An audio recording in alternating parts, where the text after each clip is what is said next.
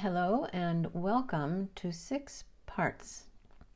Linda Kohanov, author of The Tao of Equus, which is being revised this year, 2023, pioneered a deep understanding of the way of the horse, including the extraordinary nonverbal communication of horse gurus. She studied herding cultures throughout the world and centuries and discovered a remarkable collaborative power within them. Detailing the 5 roles of master herders: dominant, leader, sentinel, nurture, companion, and predator, she described how to recognize and utilize them in the quote-unquote modern tribes of our relationships, family constellations, and collectives, such as in workplaces and other social organizations. I encourage you to read Kohanov's short book called The 5 Roles of a Master Herder, a revolutionary model for socially intelligent leadership. I have witnessed how individuals have used this model to better fulfill their existence and improve their connection with others and nature. I have personally been changed by my learnings from it. I expanded on Kohanov's 5 roles just like I expanded on the neurologic level triangle. I de-emphasized the leadership aspect and applied these roles to personal growth and evolution. First, in the place of the word role, I use the word part. Role implies an actor's part in a play, movie, or in life, as Kohanov likely intended. Role also implies one steps into and out of playing a role, assuming a character. It's lovely to be so versatile.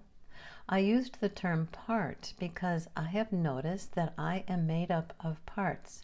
For example, if I thought about visiting my brother in Chicago, part of me wants to dearly connect with him and enjoy great restaurants and shopping, while another part of me knows that crime in his area, all urban areas really, has increased drastically. And flying can be quite trying these days. In essence, then, I have at least 2 parts within myself. One part wants to go, one part wants not to go. My parts in this example are in conflict. I want to travel to connect. I want to stay put to stay safe. Having conflicting parts is a common phenomena and often causes a person angst or inertia. My sense is that being in a role is more exclusive than recognizing a part. As in, I can only step into one role at a time, but I can have lots of parts in me, and lots of parts who can bring valid information to any discussion. There are other reasons for my term part that may become evident shortly. Again, I encourage you to read Kohanov's short book called The 5 Roles of a Master Herder, because Kohanov elucidates greatly on each role. As said, the book has changed people's lives. So, to her work, I added a part, changing her 5 roles to 6 parts. Let's begin learning all 6 parts. At first, I put the 6 parts on a spectrum, a vertical spectrum, like this. But one day in my sacrum sit, I was told I needed a better representation. Why? Because this one qualified some parts as more desirable than others, notably the ones at the top were to be sought after. As much as I had a hard time being convinced of this, it is true that each part is as essential as the next. Life, or our earth experience, would be significantly hampered if one part went missing. The parts I present here are in no particular order then. One part is called the predator part, and it is just like it sounds.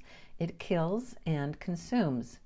If you think you have no predatorial parts in you, you may be surprised. Examples of this part being engaged in you are these. You have a nice lawn, and in this lawn are dandelions. You apply weed killer. How many times have you set mouse traps or put out decon? An indirect predatorial part is the one that eats a steak for dinner. No, you did not kill the cow, but you are consuming it and supporting the people and the industry who do kill the cow. A larger example is territorial annexation, when one country forcibly asserts control or sovereignty over another country. Have you ever had to make the horrible decision to put a pet down? The predator in you opted to stop that pet's life, perhaps because it was suffering. There can be a lot of difficult and discretionary decisions that go along with this part of you. Another part is the dominating part. This part is the one that can be quite determined, single-minded to the degree of being pushy. If you are or know a control freak, this part is highly and often engaged. This is the part of you that will turn quickly before another car to get that perfect parking place. This is the part of you that tells your kids, get a move on, or pick up your room. This part will not follow suit and go along with the crowd. An example of this would be a father declaring, this family is going on a vacation to Sheboygan, Wisconsin, because he wants to go to Wisconsin, not so much that the family wanted to go. A dominant part will sacrifice a mutual connection with others to establish or maintain its dominance or domineering impact. It helps me to deal with a dominant person or animal when I think about their lonely and callous existence. When one connects with a dominant, it becomes an honor because they have set down their power and let you in. It's not easy, but it is possible.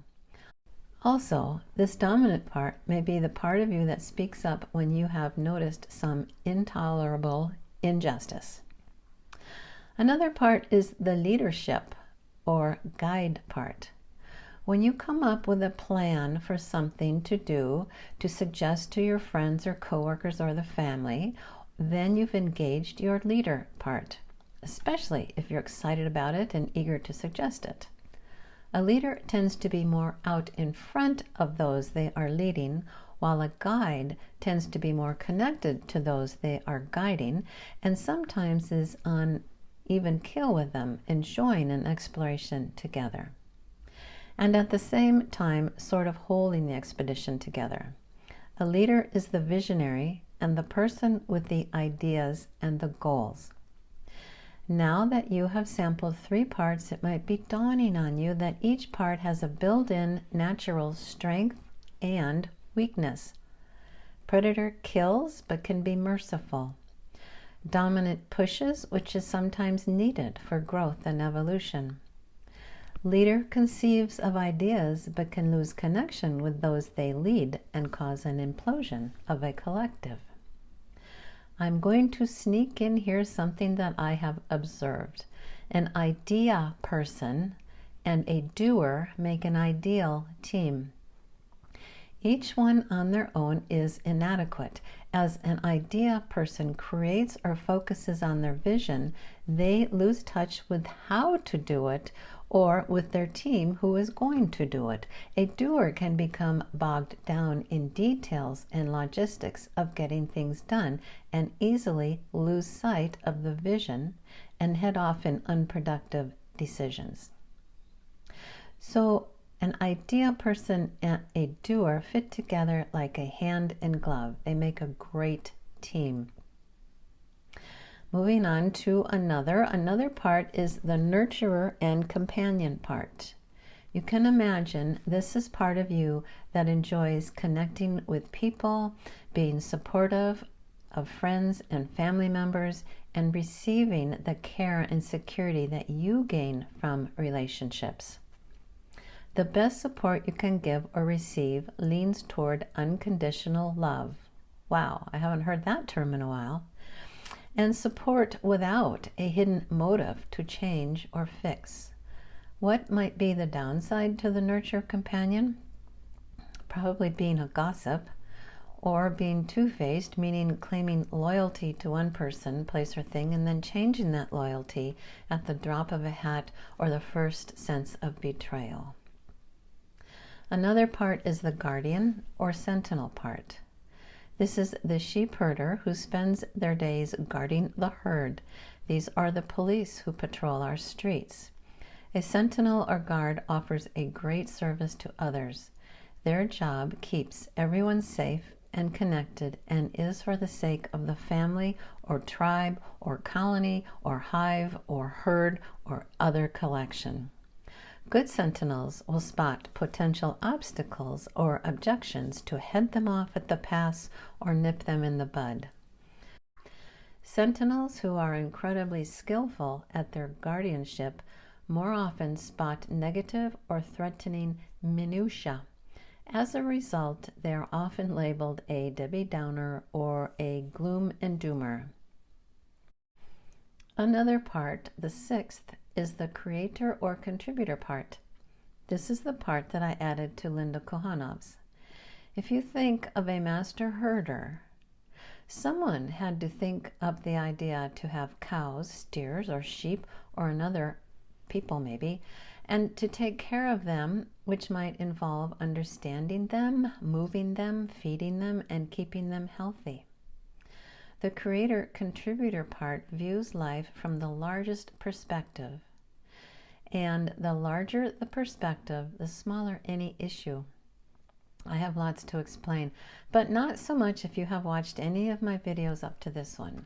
Perhaps that you've noticed a theme that you are the manifestation and expression of one omnipresent divine consciousness, and this is where you would insert the word or short phrase that you came up with to represent the concept in the top level of the neurologic levels pyramid. Remember the sacred sanctum sit? What did you find up there on the top level? The top level is where you engage with your creator or contributor part.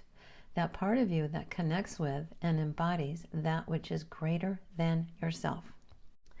Whether or not you know this, consciousness is the substance of form. What does this mean? Consciousness begets form, materialistic, three-dimensional form. This means nothing will come into form or existence until you or someone dreams it up, until you conceive of it in your consciousness. The flip side to this is what has been manifested or what has already come into form, first condensed in your or another's consciousness. Consciousness exists as personal consciousness, collective consciousness, and divine consciousness, but in truth, these are inseparable because personal and collective consciousnesses came from divine consciousness.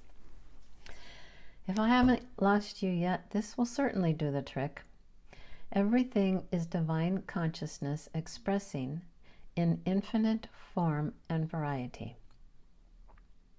Everything material is in fact a spiritual idea in divine consciousness appearing as material in the density of third-dimensional energy. If I've lost you, you can either bail out here or just play along with what I'm presenting. Just put a what if in front of everything. For example, what if there is and only ever has been one divine consciousness expressing itself as all that is? And you are included in that. Just because physical eyes are unable to see something does not make it non-existent. So back to the creator-contributor part. Your creator part can and does imagine new energies, scenarios, and creations.